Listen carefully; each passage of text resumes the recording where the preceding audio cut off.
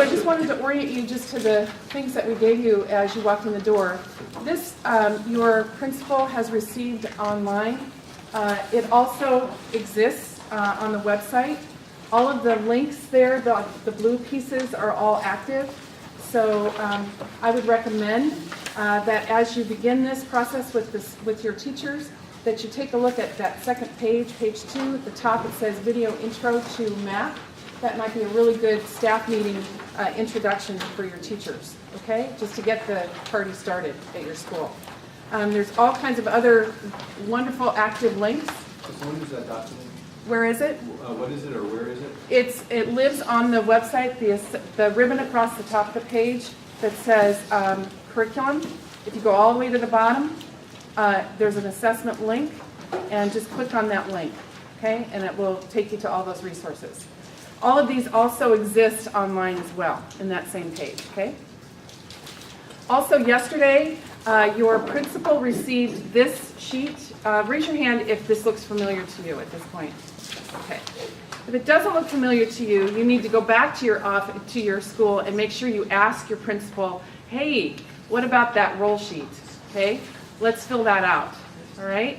So it's very important, and I'm noting that some people are doing it actually on the paper copy, and some are doing it in the registration link.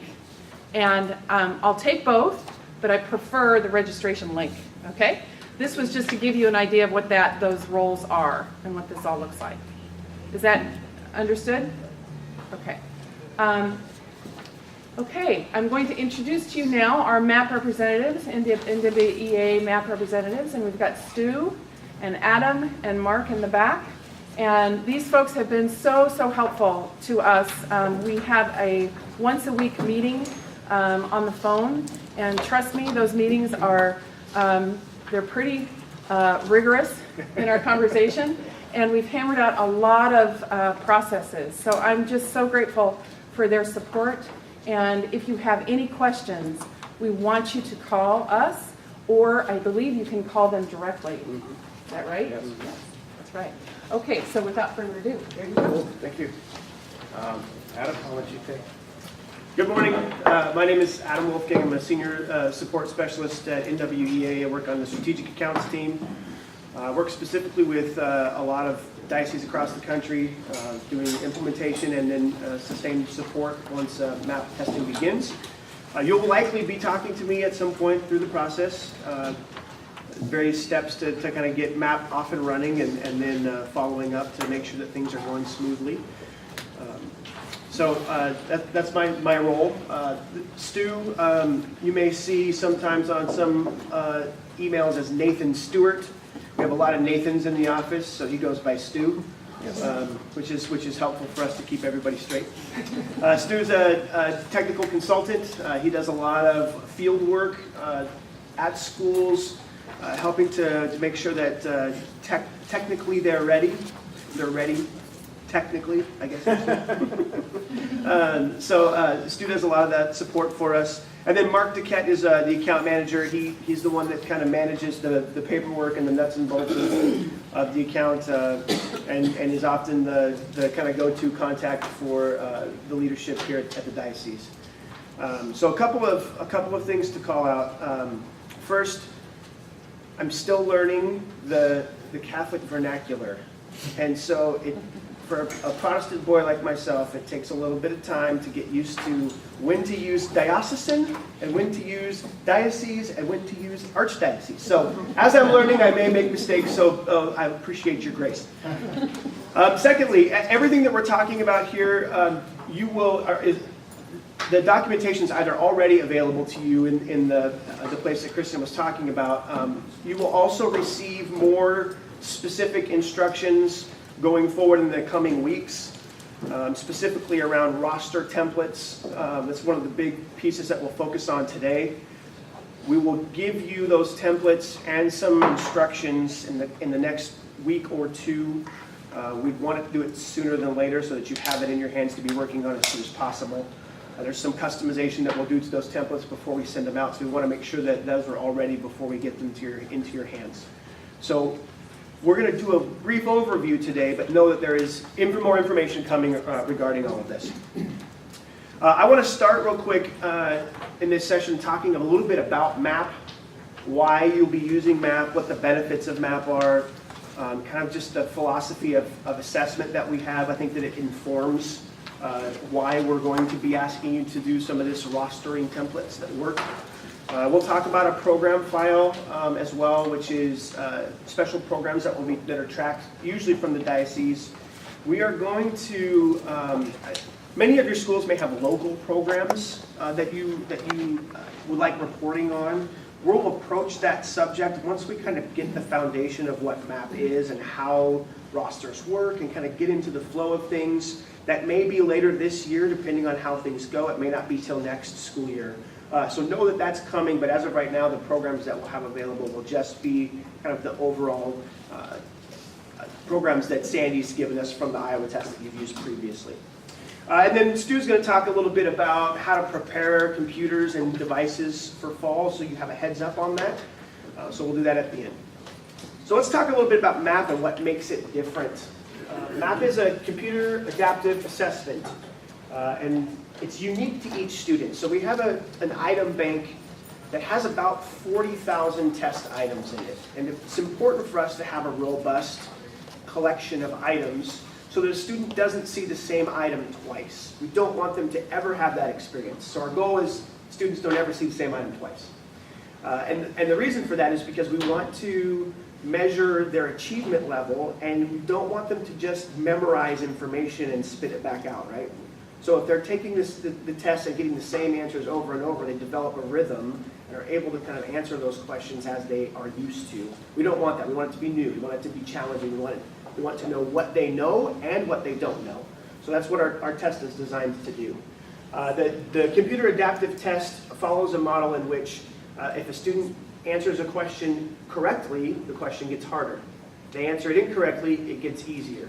And the goal of the test is to get to the end and have them answering about half the questions right and half the questions wrong. And that gives us their instructional level. Okay? So that's the way our test is designed. Our test is powered by over 40 years of research. We have a very robust research department with several psychometricians. They do a large norm study about every 3 years, where we take all the test events and we find what typical growth is for students at every percentile ranking in our scale. It is the most robust collection of test data that exists. Over 10.5 billion test results are in that database, so it's a lot of data. So we have a very, very comprehensive set of data and a norming study that helps to make comparisons, but really informs growth for those students. And our test is very efficient. More data with fewer questions. There is a direct correlation between the validity of your data and the amount of questions that you ask. So if you have a short assessment, the data is not as valid as if you have a long assessment. But trying to find that place, that balance where you're asking the right amount of questions but not causing too much fatigue within a student, we've kind of landed on this place where we ask between about 45 and 52 questions on a test, depending on the subject, depending on the student. We have a measure that we call standard error of measure, and what the data says is that if a student took a test and then immediately took a second test, that they would score within about 3 points of their original score. That's our standard error of measure. And we found that 45 to about 52 questions on a test gives us that data. So the validity of our data has informed the structure of the test. Typically, students will take anywhere between about 30 to 50 minutes to complete a test. Of course, there's always going to be exceptions. Some students will rush through it in 15 minutes. I've seen students take 7 minutes to complete a 52-question test. Those are sometimes students that we want to test again. Sometimes we just say, oh well, and move on. Some students, I've seen a student take 4 hours to complete a test. So it just depends on the student and the willingness for you to allow that student to test in the way that they are testing. So sometimes we want to hurry students along or tell them that they, even though it's not a timed test, we want to encourage them to test and finish. Sometimes we'll be okay with them finishing quicker. Just depends on the student. Your teachers will know that better than we will. One of the things that we think is important is getting immediate results. I'm going to put a quick explanation on immediate. Test results are available at the very end of the test on a screen that pops up that gives the student a score. It also breaks down the score into the goal performance areas or domains of that subject, and we'll give some data around that. That screen can be printed, but you'll never see it again after that. Then, after the overnight processing window runs, that student's data is available on all of our suite of reports. So the next day is when you can start printing out reports, and all of the data that was on that end of test screen will be available on other reports, but it's not the same screen, so keep that in mind. We desire to have those reports populate immediately after students test. That is a large undertaking for our platform because it requires a lot of resources. We hit a record for concurrency this spring at 125,000. It's interactions per second with our product. That's eBay, Amazon kind of traffic. So we have a lot of people on our platform, and we want to make sure that we're not taking away from the testing experience for the reports. So at some point, we will have that process where the reports will pop immediately after a student test, but right now it's the next day. So immediate results to help inform instruction is important to us. This is a graphic that I think really kind of sums up our philosophy of assessment and really about measuring students. We've got this graphic that has two students climbing up what we're going to call the RIT scale on the right-hand side. Equal interval scale that has been in existence in our alliteration for 30 plus years we've used it. It's never changed. It stays the same. We calibrate items to that scale based on exposure to students. So these students right here we're looking at have scored at different levels on the scale. It looks like based on their achievement level we can make a judgment for who's had the better school year. But when we consider where they started, we might have a different story to tell. Our data is very versatile in the sense that we can take the data and we can apply it in ways that will allow you to measure accountability according to the Washington State accountability marks. We have a linking study that will do that. We can take that data and compare it to college and career readiness stakes like ACT or SBAC. We can take that data and we can compare it to the other students in the country through our norming study, which is you're getting somewhat of a grade level. It's like measuring a child's growth on the door jamb, where you make a mark. You're comparing that student or that child to other children of that age. There's not necessarily a predetermined, you're expected to be this tall at age 10, right? It's compared to that peer group for that student. So we do that with our norming study. We compare students to their peers. But the most important measurement that we feel that we have to offer is a growth measurement that will show you where a student starts in the fall according to their first RIT score in the fall, what we expect a student at that level to grow, which will keep them at the same percentile level in the spring, and then we compare that to their actual score in the spring. Now, if you're looking to close achievement gap, you want to grow beyond that expected growth, but we have those studies to help show what typical students will grow. That's really where the magic is. The data can be broken down even more to provide some instructional resources and some skills in order to show what students need to learn. A lot of this is information that we'll talk about in more depth as the school year comes along. We'll have some PD sessions in August and then again in October. So I don't want to get too deep into that, but I want you to know that this really is our goal, is to be able to measure students based on their improvement and not on their achievement. And that's why we need to know this in order to know how to fill out our roster template. Did you have a question? Yes. So the norming is based on age, not declared grade? It's grade. It is grade, yes. Okay. That's correct.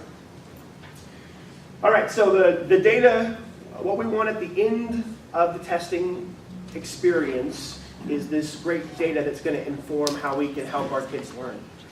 In order to get that, we need to put something into the testing system in order to test the students to inform what comes out the other end. So this is where we get our roster file template.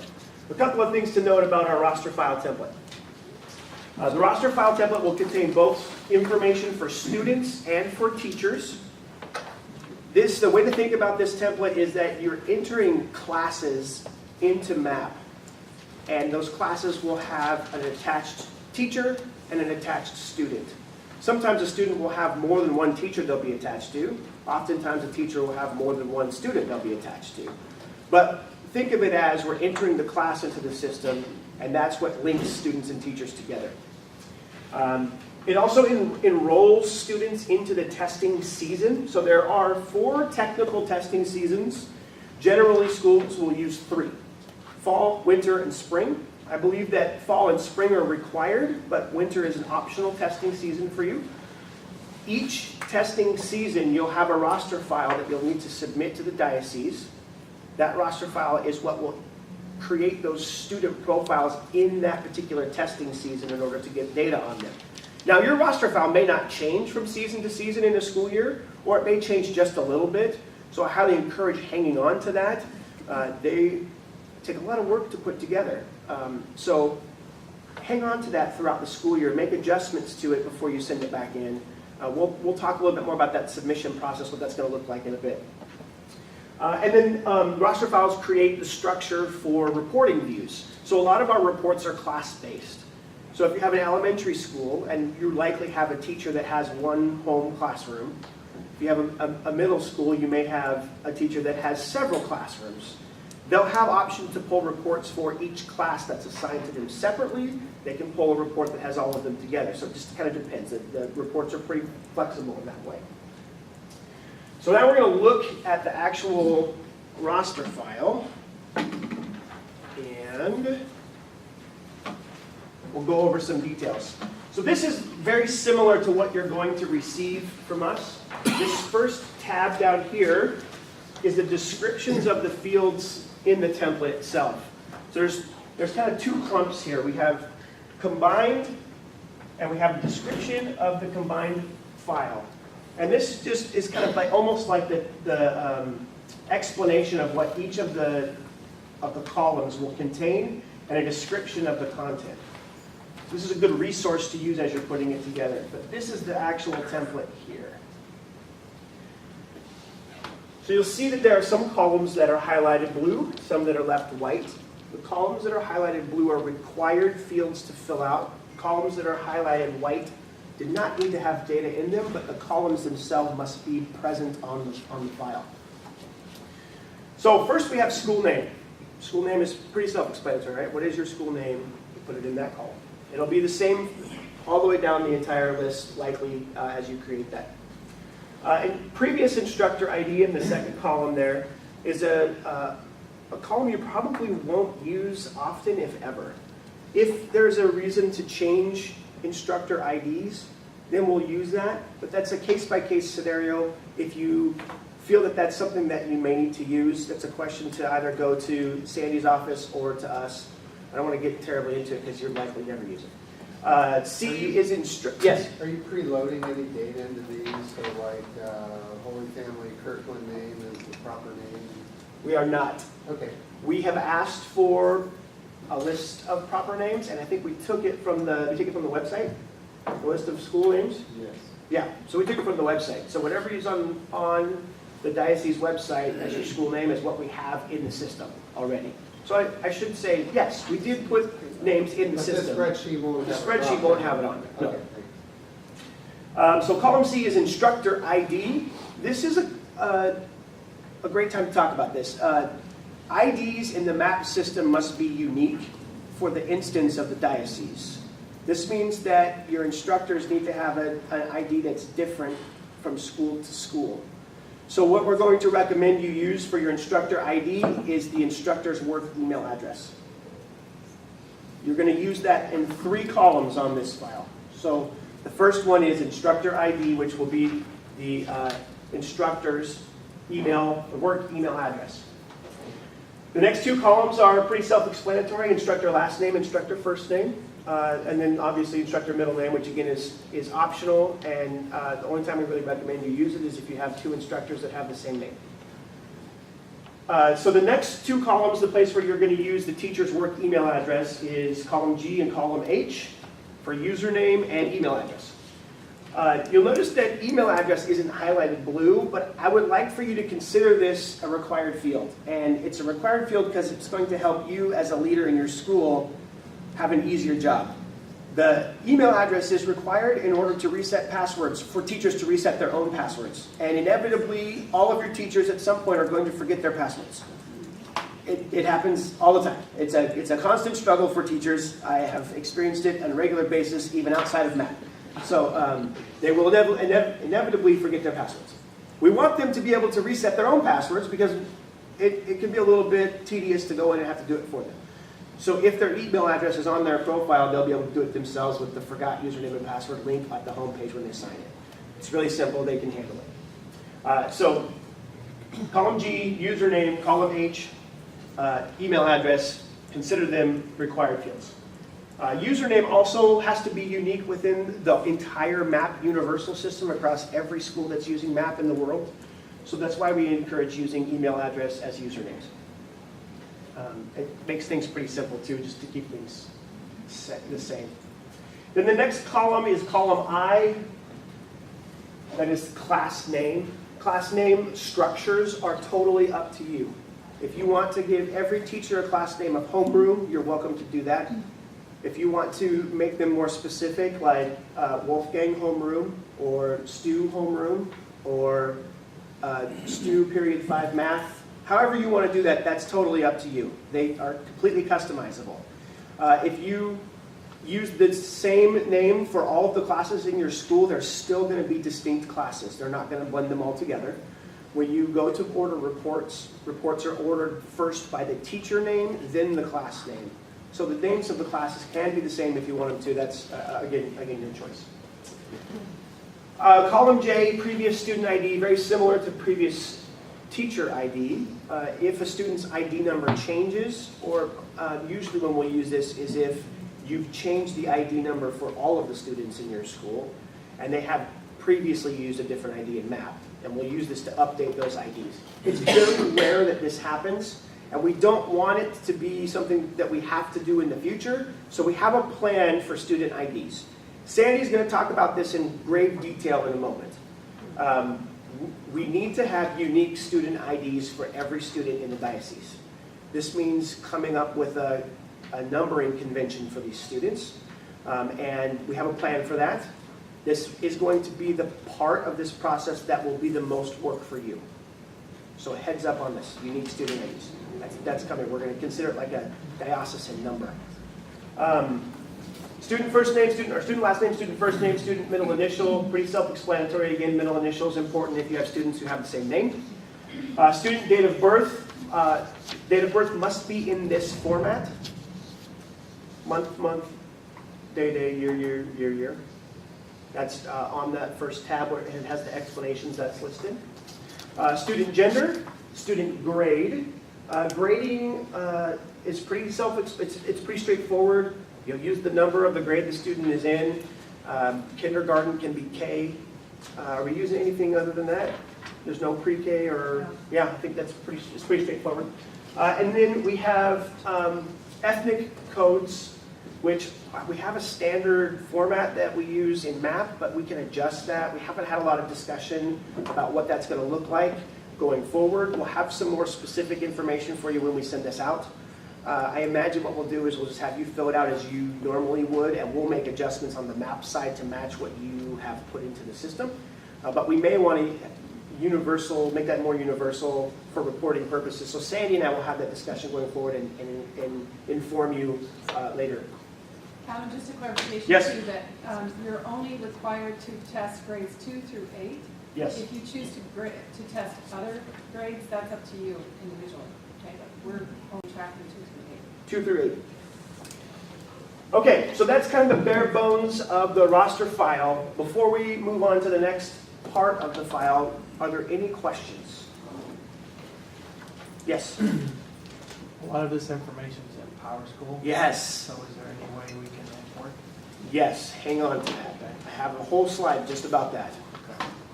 Those of you who are part of the PowerSchool cohort, yours roster file creation is going to be so easy. All right. So I'm assuming that we can use their student ID and Power School for here? Yes, yes, we'll talk about that. Yes. Okay. Let's go back to my slideshow. All right, so a couple of things to note about roster files before you send them to the diocese. Roster files must be saved as CSV files. You want them as comma-separated value files. If you need help to do that, we can help you. It's just a way you save the file. We've got to have them as CSV. Make sure you include all the columns A through R. Don't take any out. Don't add any in. The system, when we put them into map, is looking for that specific amount of columns.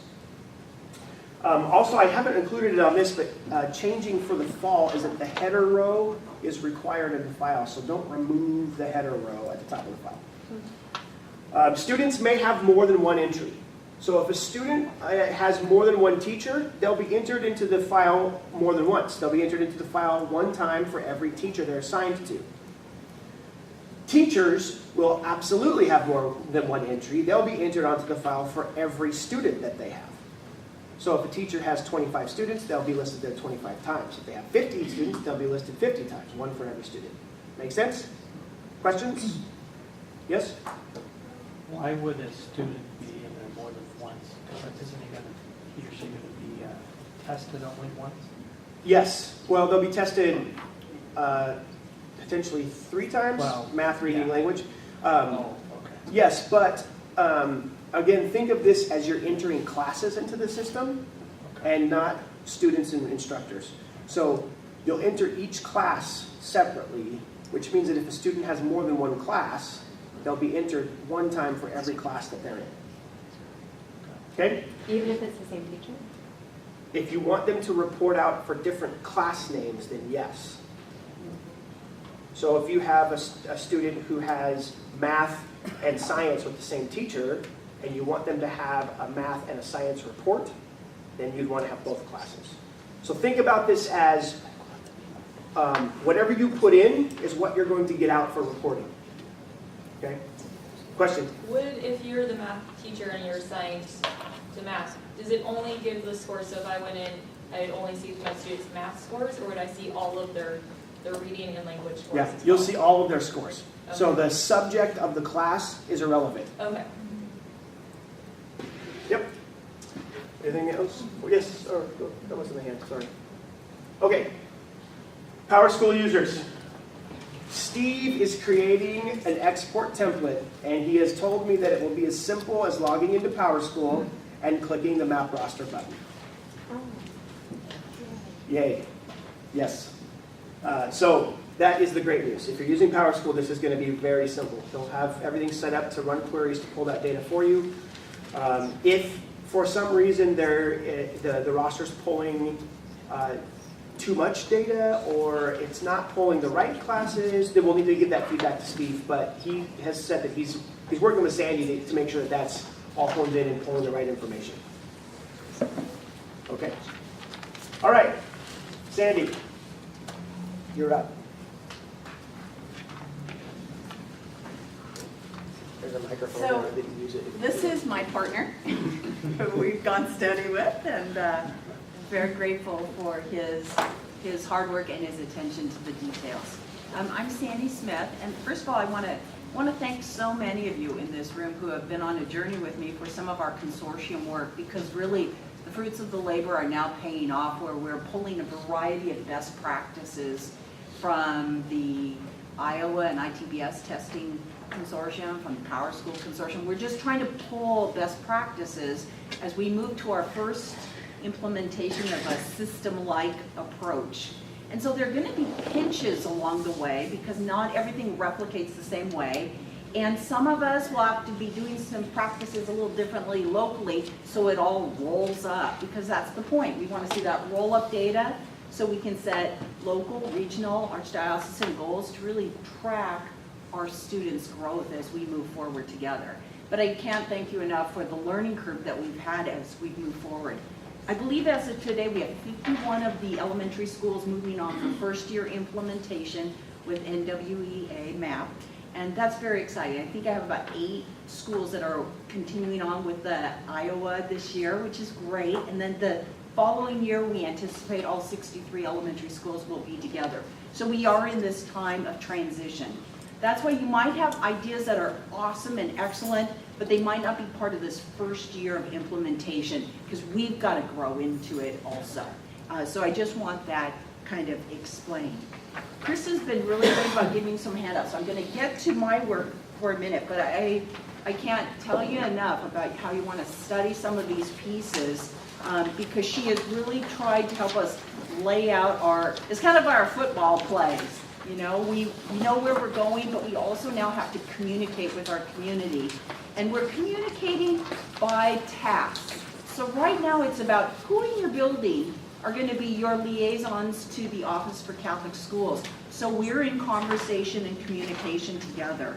This task and responsibility form, I'm hoping as Adam's talking, Stu's talking, I'm talking, you're thinking, who would be the appropriate staff person to be handling these pieces as you move forward to build your own foundation, okay?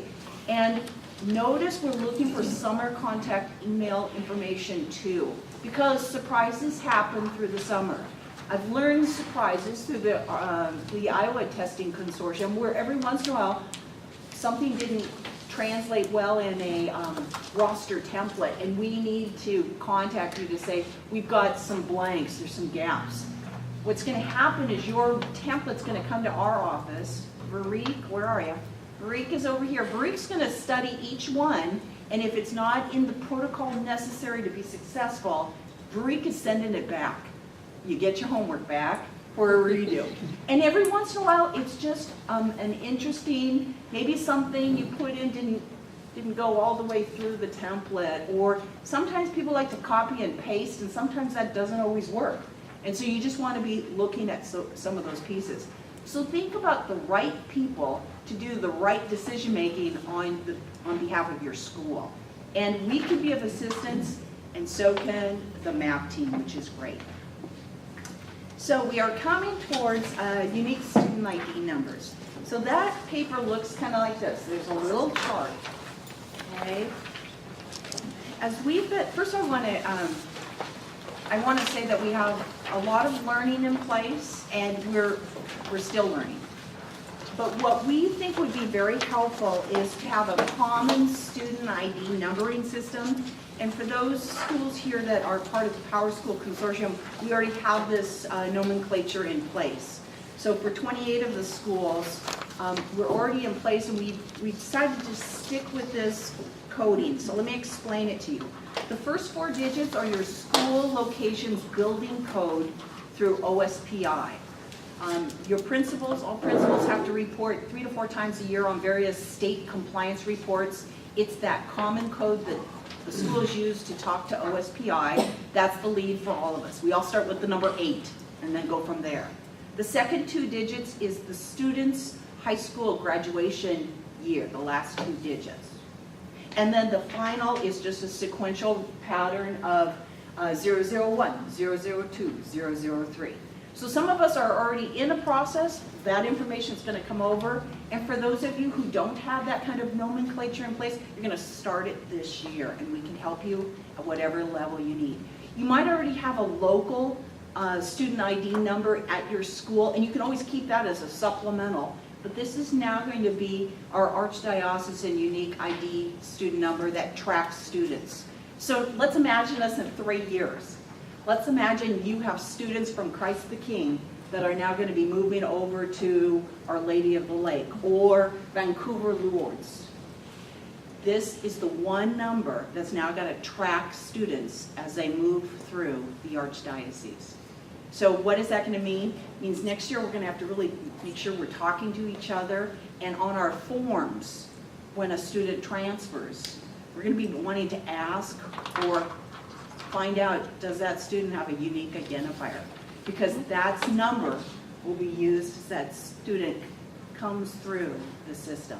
So we don't need to deal with it this year, but I want to put that on your radar, because some of your other forms that you have at your school, You might want to be talking to your school staff about how would that look, so we can be asking those questions, so MAP can transfer that data to match the student, so the data will follow the child, which is great. So is that one of those instances where you would be using the previous student ID because you've now given them the student ID could. at your school? You could, but it's also an opportunity for more dialogue between our schools for this transferring and re-enrollment process too. So again, who needs to know that information? You want to be thinking that way. So, so if the student goes from Christ the King to Our Lady of the Lake, Yes. then their student ID will change. Is that true? No, their student ID, once they've been assigned a student ID, a unique identifier, it's the same one all through the system. All So it'll go with them. For high school? All the way through high Right now, school? we're just going through 8th grade. It'll be available, and many of our Catholic high schools Okay. have a process, so we haven't gotten to that conversation quite yet. So next year, we could have students at Christ the King that have A number. different number, that's the first four characters. Think of it as you're the host school for starting the testing. You're the host school. So it's the host school that enrolls that child into the testing world. And that host number is what's going to follow the child. Okay. Go ahead. So this will be reflected in, this is how Power School's going to do it from now on? Okay. And this, for those in the Power Schools Consortium, this is already in place. It's been in place behind the scenes. You might not have realized it, but there has been this nomenclature in place. Oh, I didn't know. that. Yeah, Okay. so it's already there. Now, there are other student information systems, and all of them can attach this number to their student information system. So it's just another field that whatever student information system you're using, you want to add that field to it. I'm helping with the Power School Consortium, so we're using that as kind of our reference point. We have 8 schools that have been in MAP already, and 6 out of the 8 have been working with us in the Power School Consortium. This group has been very helpful because as your roster, your homework is due in August, end of August, the 6 to 8 schools are working on their rosters in June so we can learn from them. So that's really great because they'll be kind of our beta group as we learn. So if there's a surprise, we have time to adjust and monitor and create a new plan. But we're really excited for that gift of expertise as we're learning a systemness way for all of us. Okay, so that's the nomenclature we're getting ready to work on. I do have one thing I want to ask you to cross out. If you can go to this packet and go to page 2, okay, at the very, very end, number 6, it says send your file to the OCS no later than September 1. You need to cross out September 1.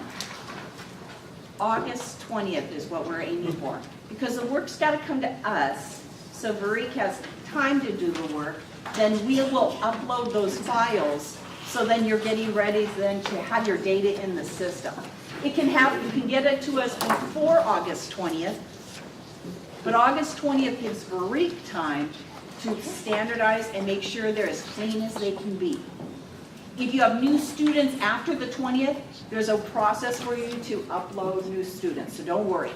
That's been true for the Iowa Consortium and other opportunities earlier that we've experienced. So if you're one of the schools that is waiting a year, Yes. so with this, I'm assuming then we would do this next summer? kind of? Yes. Okay. Yes, and for the schools that I'm working with who are coming in the following year, what you haven't seen yet is the program file, which will be next. And what I'm doing is the Iowa schools and the MAP schools are now going to use the same program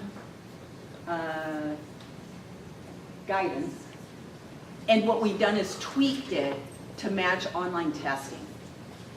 Okay, so you're going to see that in just a minute. And what we've done is we're just trying to do things as parallel as possible so that that last group that comes in next year has a similar experience as we learn. So the standardizing is happening as we go. So I'm hoping that makes sense. What I really need to say is those templates have to remain exactly in the look that MAP gives them. If you have a staff member that modifies a file, we'll have to send it back to you because even if you don't use some of those columns, they all have to be there. Just as it's been for the Iowa schools. All columns have to be there for the rostering spreadsheets that way. And then we should be in sync and ready to go. Questions for me? What am I forgetting? Back on his spreadsheet, it had a unique teacher ID. Yes. And he mentioned using the email address, but is it a numeric one? And do we get that at Power School for the Okay, teachers? so in the Power School Consortium, there's one teacher ID, and it is the username is the teacher's work email. So it is. So Okay. because it was all numeric, so I wasn't Right. sure. Well, it's the teacher work email, and in MAP, there's 3 entries for teacher ID, but we're going to use work email for all 3. Okay. So it's a little different, but the same. Okay. Vince? Andy, I'm on page 2 here, Yes. and so I know you talked about that. Kids with a diagnosed learning disability. Yes. Last year on Power School, we had to code those students. Yes.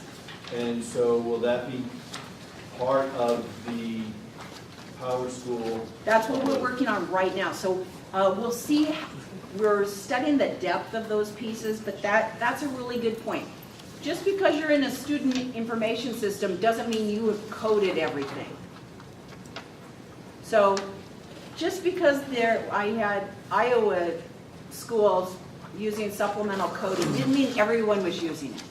Okay, so here's the work. That's what I want you to really be aware of. Here's the work. How do you, at your school, gather the information and track it about your students? And of the information you gather, what do you want to move forward for collecting for this data collection window? So when Adam talks about these program files, this is what we're growing into.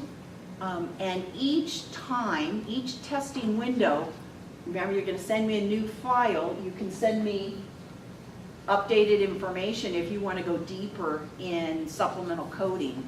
But this is where we're really all over the board of what do we collect and how do we track it. So if you've been putting it in Power School, then you'll be able to pull it out of Power School. I guess I don't recall what we did last summer. I do know that we sent you an Excel spreadsheet. Right. And we had to enter that ourselves, not through Power School, just through the spreadsheet. Right. So are you telling me that Power School will have? That's what we're working on right now. And, Yes. okay. But what I'm saying is it's going to be the core information for sure where Adam's been saying we're going to have kind of a first year implementation and then keep growing into it. That's what we're trying to clarify of how deep can we go this first year. Okay? I think, I'm sorry if I missed that. I No. think that's what you're talking about. So you're saying that we'll be able to take the results of MAP, import them into appropriate fields in Power School, or is it something, because I know in Power School you can go, there's like testing things, but I think. So there's now a couple of things. So the first thing we're talking about is rostering.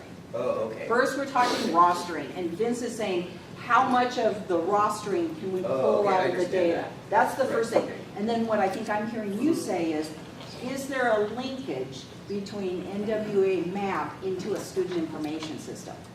Yeah, 'cause I So know- that the assessment information is with the student information? Right, because I assume that you can download that data on the spreadsheet. It would be really nice if Steve could do something where we just import it directly rather than having to go into each individual student. and Well, type it and in. we've had mixed results with that, so we're not at that Okay. point yet. That's a conversation. Not every student, not every company will give us linkage to Okay. different things. And so, some of you are shaking your head. You know that sometimes we ask for it, but we don't always receive it. I'm hoping that NWEA will be a good partner so we can learn how to do that linkage into a student information and any student information system.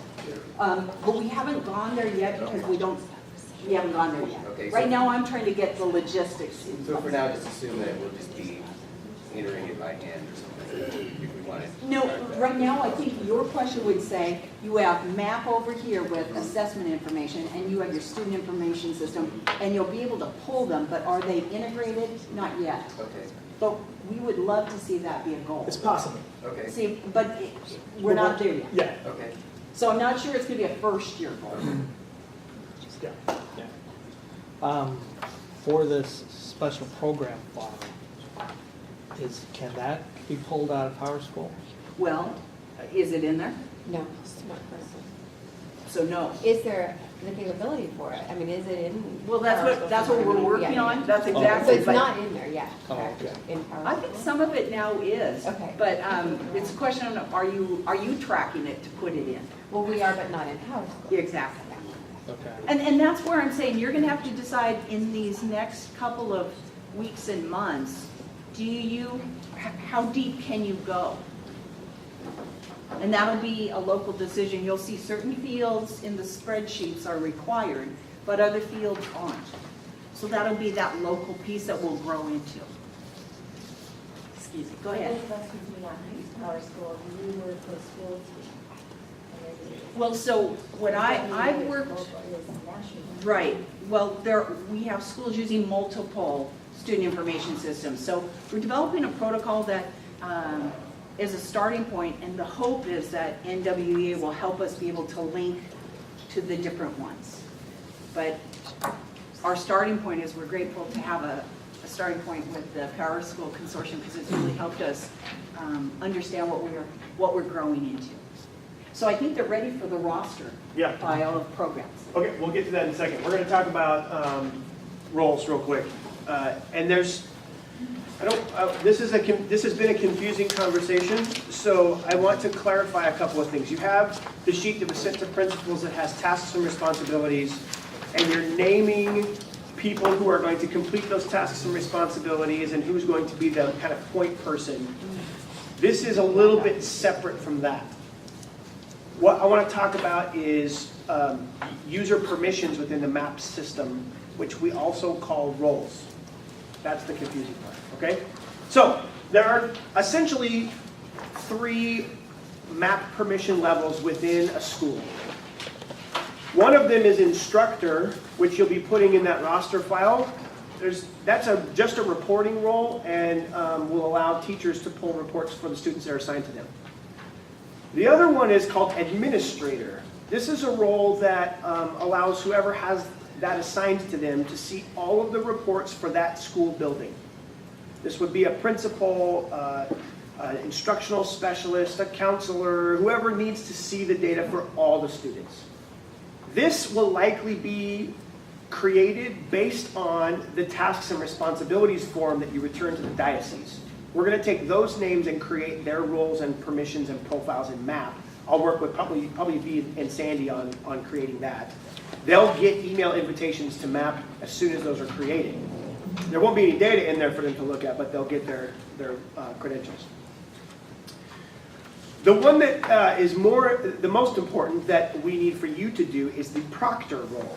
The proctor role is the permission level assigned to anybody who will be involved in actually testing students. I encourage you to make this a robust list. I encourage you to use all of your instructors, any other support staff that may be involved in testing, so that if you need someone to step in and proctor a test, they have the ability to do so, even if they may not necessarily do it all the time. Okay? So here's what this is a different file, and I want to show you what it looks like here.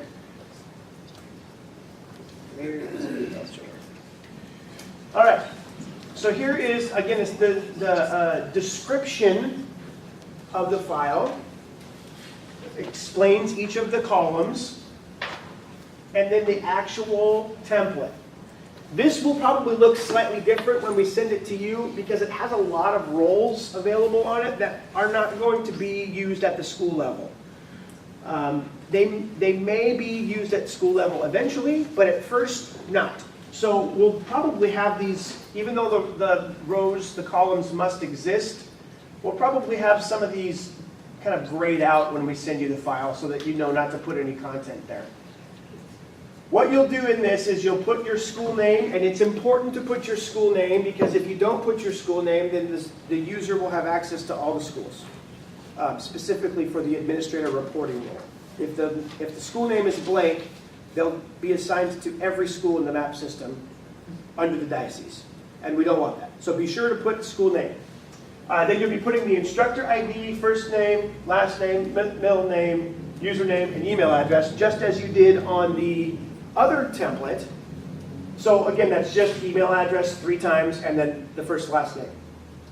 That can easily be copied and pasted from the other file if you need to.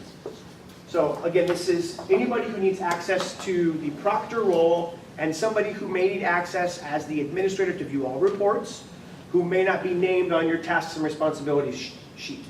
Okay? Then what you're going to do is you'll put a yes underneath the role that you want to assign to them. So if it's proctor, you'll put yes. If it's administrator, you'll put yes. And again, these will be blanked out. Make sense? If it's no, leave it blank. Yes? So what if you share your school, there's 3 schools in the Archdiocese with the same name? I mean, we just put like dash Seattle or Yes. dash Chicago, okay. Yes, absolutely. We'd So love to have should be that. consistent among all these forms, and then when are we going to get this, or? This will be out to you sometime within probably the next week. Okay. Yeah, I'm going to get it to Kristen and Sandy, and they'll get it to you. Yes? Are roles cumulative? What I mean by that is, if you say it's the, now you said there was 3 roles. The Instructor. proctor, administrator, and instructor. Yes. So if you mark someone as instructor, do you need to mark them as proctor as well? Yes, because that's only adding the 1 role to them. And the instructor role will be added to anybody on the student roster file. Okay, so the student file that we talked about earlier will be who's marked as a student and who's marked as an instructor. Gotcha. This is just for marking them as either a proctor or an administrator. The great news about this particular roster is it's a one-time thing. This is just to get everybody in the system with the proper permissions, and then in the future, if you have new staff, it's easier to add them in one at a time manually than it is to do this roster. So this is just kind of the one-time upload of those roles that only has to be done the one time, not like the other roster which has to be done each testing season. Okay? All right. I have a question. Yes, I'm sorry. If you have a teacher, Yeah. they can, and have them as proctor, they can see the results of their class tests, right? Yes, that's correct. But if they need to see the results of other grades' class tests, you need to make them an administrator. That's correct. Got it. Yes. All right. Let us move back. And one, Yes. for that one, if there's someone who has multiple roles, you just, is it yes just across the columns in the same row, or does the name have to be listed? In the same row is fine. Yep. Okay, program file. Let's go through this quickly. I've adjusted the program file so that it is easy to use, I think. I'll show you what that looks like. So programs are like classifications of students in order to have reporting on particular areas like particular disabilities, free reduced lunch, that may not be applicable to tag students. There could be a number of different reasons to mark students ELL so that you can pull reports on those particular students. It provides more robust reporting options. The program file is going to have a drop-down menu with the programs listed. I'll show you that in a second. In your packet that we provided you, not the Kristen packet, but the NWEA packet, there is a sheet about program files, and it's got all the programs listed that we put into the system. We want to stick with those programs for this year, and then if there are other local programs that we need to add in future administrations of MAP, we will do that, but we want to start simple. And I say start simple, but there's a giant list, so it's still kind of complicated. Yes? In the past, we had been asked to report, like, if students have received any scholarships, like Fulcrum or... That's on there, I think. Can I just Yeah. go to this for a minute? If you can look, so this is a modified version of our supplement of coding for the Iowa Testing Consortium. It's kind of funky because it calls everything a program. So you see L, deafness, it's not a program. But the way this drop-down menu works, we had to lump everything together. So if you take a look at age, that's the Fulcrum Foundation TAP current recipient. If you want, if we're tracking those to get a sense of how our children are doing. And then the diversified learners committee work of identifying specific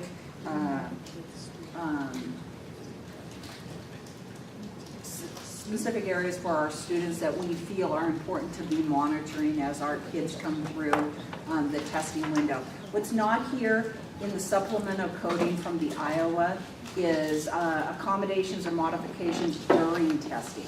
And the reason that piece isn't here is when it's time to prepare for a testing window, you do it online in a different sort of way.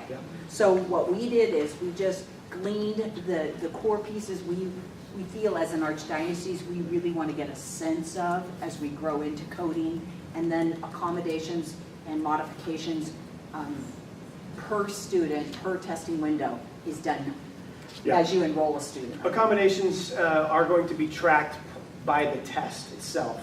Each test may require different accommodations for students, so it's test specific. This is what the program file looks like. It's 2 columns, that's it. It's very simple. We just want the student's unique ID and the program name. And this accompanies the student roster file, and so it's referring to the student record in the roster file. Okay? What we've done is I have this third sheet down here that has the list of programs, and so each of these is a drop-down menu that will have the list of programs to choose from. So you don't have to remember what the naming structure is, you don't have to spell it correctly, just choose it from the drop-down menu. Yes? If they have multiple programs, do you enter them more than once? One time for each program. Okay. Yep. So this is the piece in the Power School Consortium. I'm not quite sure how this part is going to look since this is a drop-down. Yeah. This is the piece we're trying to figure out right now.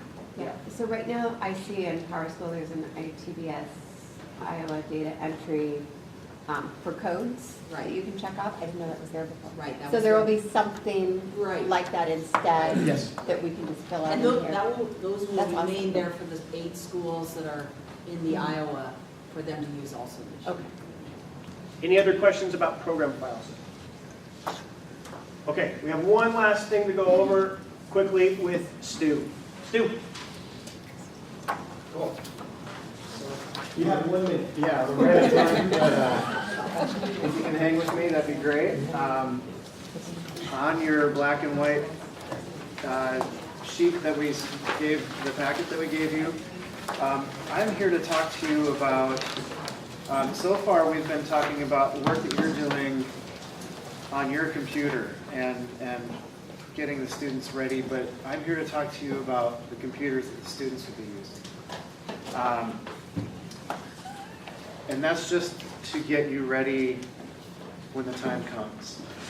There is no work that needs to be done immediately, but just to have it in the forefront of your mind. At the very top, there's a link for the System and Technology Guide, and I believe that you're getting an electronic copy of this sheet as well. But the full web URL is here. You can go in and look at that anytime. It's 18 pages long. But it has great information if you want to know what the minimum requirements for your student computers are, if you haven't figured that out already with the survey that you filled out. What kind of computers that you have. All of the information that we're covering in this one pager is covered in this System Technology Guide. And I even put page number references in italics on here for you so that you know where to look on that guide. But the big, most common computer platform that we use are desktop computers. So your laptops, Windows, Macs, any of those that you're going to be testing with, we have minimum requirements of Windows 7 or newer for the operating system. XP will be retired this year, so we won't be able to use Windows XP. Macs for 10.7 or higher, 10.6.8 is going to be retired this year as well. So those are kind of the lowest levels of what we can use for these types of machines. But more specifically, we're talking first, it says decide whether or not to use the lockdown browser. We provide a file that you can download on each computer, or if you have the know-how to push it out to each of these computers and load it. And it basically uses the native web browser to pull up a web page and lock it down so that once the student logs into the test session, they can't get out. They can't open another web page. They can't close it and play around on the computer. If that is something that is desirable to you, this is an option for you. We do not require it. It is a little extra work for you, but some schools do prefer it. So that information is here. So if you decide to use that lockdown browser, then read through here, look at the tech guide, and see how you can download this onto your computers. Tom and I will actually be meeting to work on this a little bit today. But if you prefer just to use your preferred web page, Firefox or Chrome work very well. On Macs, you got Safari, that works well. IE will not work, Internet Explorer. You can just go to that test.mapnwa.org for the students and use it that way. So make it to what works best for you. If you want the lockdown browser to lock that student experience down, you can, but you do not have to. So that's your desktop computers. A lot of schools we're seeing are moving over to Chromebooks. We've developed a Chromebook app, and we do recommend using that. It does allow you to manage the experience a little bit better. We have instructions for that. Same with iPads. We just released an iPad app, and you can use that to improve the testing experience on iPads, and also use it eventually if you move into lower grades below grade 2. You can use the iPad app for that test as well. Just the lockdown browser, I just wanted to ask one of the schools that has used it, have you ever used a lockdown browser and you've been using that for a long time? Yeah. So, and don't feel like it's necessary. We haven't seen a problem Good. so far without Okay. it. So just to let Good you know feedback. that schools don't necessarily use it. Okay. Yes, good. Yeah, it was actually something that we used to require, but we pulled back from that and we don't require it anymore, and that's good feedback that kids are testing fine without it. So yeah, with iPads, you can actually use mobile device management to push out that iPad app to your iPads and also lock them down to a single app mode. We are in the process of working on a built-in single app mode. It's called asynchronous. Autonomous. One of those A words. Autonomous single app mode. So that it would lock it down within the app. But with iPads, using that mobile device management also works well. So those are just kind of the various ways that you can test your students. So whatever device you have available should work well. I think the big issue is just making sure that your network is capable of testing. And really it's a pretty slow speed that our test runs on. But again, with this tech survey that we sent out earlier this year, we did find some schools that have some slow speeds. So Tom and I are actually going to check one out today. And we can just kind of work with you guys if you have concerns about your bandwidth at your school.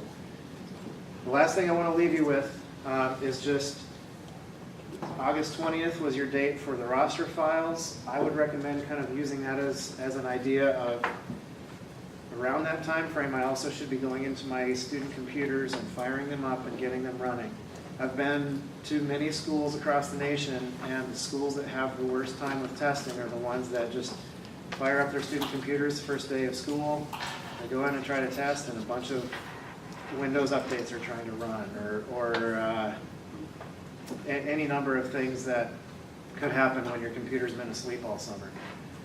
So I would recommend before school gets going, fire up those computers, get the updates running through, and look at your settings, make sure that things are ready to go with your computers so that once you start testing those students, it's just, you're not having to deal with the computer itself. Okay, any questions? Yes? My principal was at the last meeting, and she had on her notes that the iPads were not recommended. Is there any reason that you know of that the iPads would not, that would have been put on those. I'm not sure why she would say that unless I forget what the minimum iPad, I think it's an iPad 2 is the minimum of what our app will run. So if you have an older iPad, Do they require a keyboard for any of the testing? no. Highly encourage iPad use. Yeah, I think that it's a honestly. great testing experience, actually, Yeah. especially for kids who are used to that touch screen. Yeah, our kids they're growing up that way these days. I can't believe my 2-year-old is manipulating things on an iPad. Yes? Will we be able to do a demo to log in and experience it like the kids? Yeah, good question. Yeah, when you log the students into their test session, before they actually start logging in, there's a link for a warm-up test. Yeah, see that. And then there's also links for a little video that kind of introduces them to MAP. It's kind of a fun video that our user assistance team put together. And yeah, there are some good files. Also, when you get your login for your admin page, there are some one-pagers that you can print out that you can read to the student to introduce them to MAP, explain to them why they're taking this test, and that they don't have to get every question correct and things. So yeah, we do have, that's important to us, that the students feel comfortable with it. Do they need headphones? No, not for the test that you'll be providing. 2 through 8 will not need headphones. That was my question. Okay, good. Well, back to the demo, is there a way for us to be basically logging now and test our hardware to make sure everything's going to work before we succeed? I'm not sure if the test warm-up would have a huge impact on your system. I just went to the website and it said, on this laptop, it said, this is not sufficient. Okay, so yeah, there are minimum screen requirements. That's handy to know ahead of time. Yeah, if you log in, again, the website is on, it's about a third of the way down on your page, test.mapnwa.org. You can log in there and see if you hit the minimum requirement block. It may be a screen resolution issue, especially with the thing that you have there. It'll tell you what the issue is. There are ways to work around screen resolutions that you can work with, but that would help you. As far as your bandwidth is concerned, I don't know if that would give you a lot of information. I would recommend just going to speedof.me, and you can run a speed test on those student computers and see if it's above 3 megabits. I have a question for Donna. Donna? How did you give to, let's say, your older students the website and their login information? Well, Lauren's one of our teachers, she can speak. So, So we just have we have a link on the desktop, and we go out in the morning and turn on the computers and open it, so it's already on the screen when they walk in. so these are school laptops. Yeah, we just have the school laptop. This time around we did it in the library, so it was easy. As kids are comfortable. Rather than moving them around, we have them connected to Ethernet cables, so the stronger connection, we're not worried about it going out. But we just put just a drop-down menu for the kids. They can pick their name and they find their name and click on it. We've already pre-assigned the test, so their test that's available for them comes up on the screen. So if I'm testing math, I've named the test and within math 5th grade or whatever it is, and that's their only option to click on. So they'll click on that, and then when they go in there, there's a testing session, maybe other way around, I don't know, but there's testing session and password-free testing session. And we just put that on the whiteboard and the kids type it in, it's the same for all the kids. It's really easy. Once you're in the test, it's easy to administer. This is the background stuff that's down. Once you're in, it's easy. The students themselves don't have login credentials, just the staff will. So you'll learn about how to administer the test in the August PD sessions, and we'll talk about that, naming test sessions, passwords, things like that. The tasks and responsibilities sheet on the back has a bunch of key dates. So put those on your calendar. You look for information from us in the next couple weeks from Kristen or Sandy about roster templates. and potentially lockdown browser if you want it. Begin working on unique student IDs right away. You can start that right now. We'll get login credentials to the MAP system to you once we get those sheets back and know who to give them to and what access to give them. I think that's kind of the nuts and bolts. Any overall questions I can answer real quick before we're done? When is the winter test, the fall testing window? September 19th through October 7th. It's on, I think it's on the back of that On the sheet. back Yeah. of the last one. Yeah, Will we eventually be testing science and social studies too, or? possibly, That's a possibility. Okay. maybe down the road. This sheet that was sent out to you yesterday with the registration form, the due date on that is Tuesday, okay? So it's Tuesday, coming up. So this is the sheet, this is an email that it says MAP tasks and responsibilities at the top. You can certainly fill out the paper form, but there is a registration form that's online, and we need that by Tuesday. Thank you very much. We're very excited to work with you. Thank you.